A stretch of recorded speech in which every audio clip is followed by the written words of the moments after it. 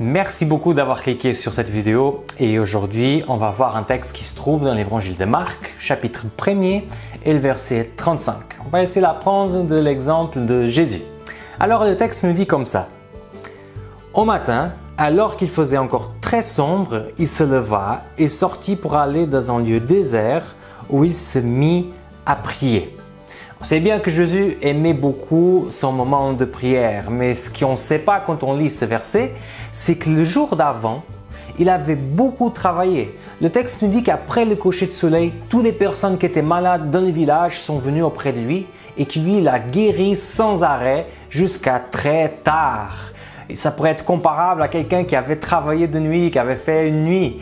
Et après avoir un jour tellement chargé comme ça, il va se lever et il va prier tôt le matin. Le texte dit même quand c'était encore très sombre, donc c'est vraiment à 5 heures du matin, 4 heures du matin, il se lève, il va avoir son moment de prière. Il y a quelque chose qui me touche beaucoup, c'est que Jésus démontre quelque chose qu'on a perdu un peu dans notre société. Il avait une discipline très profonde par rapport aux choses qu'il considérait importantes.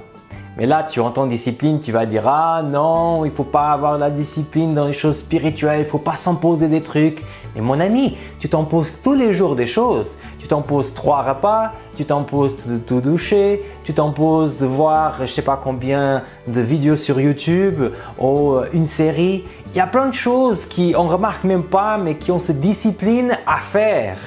Pourtant, la prière, souvent, ce n'est pas quelque chose qu'on aime mettre un peu de discipline. Et si on ne met pas, quand est-ce qu'on ira prier? Si je prie juste quand j'ai envie, pour être honnête avec toi, ça va être très rare mes moments de prière. Mais maintenant, si je réalise que c'est quelque chose qui me fait du bien, quelque chose qui est positif pour ma vie, et je me dis sans pression, je vais essayer de prier tous les matins 15 minutes, je pense que tu seras très gagnant avec ça. Mais le texte ne s'arrête pas avec cette question qui s'est levée très tôt. Le texte dit aussi qu'il est allé dans un lieu désert. Et ça, c'est quand même quelque chose d'impressionnant. Donc, est-ce qu'il n'y avait pas une chambre vide? Est-ce qu'il pouvait juste sortir de la maison, monter dans le parvis en haut?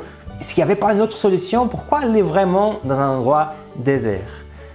Ah mon ami, ça, si tu essayes de prier le matin comme je viens de te proposer, tu vas tout de suite découvrir pourquoi Jésus faisait ça. Aujourd'hui, on a tellement de distractions qui viennent dans tous les sens. Et quand on essaye de prier ou juste lire un peu la Bible, c'est très difficile de ne pas avoir un message qui est dans le Natel ou un email qui tombe et qu'on a envie de voir, quelqu'un qui entre dans la chambre, quelqu'un qui nous demande quelque chose, quelqu'un qui sonne à la porte. Il y a tellement de choses qui peuvent arriver et qui vont couper notre moment particulier avec le Seigneur. Alors, si je prends 2 choses de ce texte, ça serait tout d'abord chercher à avoir une certaine discipline, si tu veux, un rythme de prière et lorsqu'on est dans ce moment-là, essayer d'évacuer tous les bruits qui peuvent être autour et qui peuvent nous empêcher de nous connecter complètement avec le Seigneur. Et j'en suis sûr que si on fait ça, on aura une grande bénédiction dans notre vie spirituelle.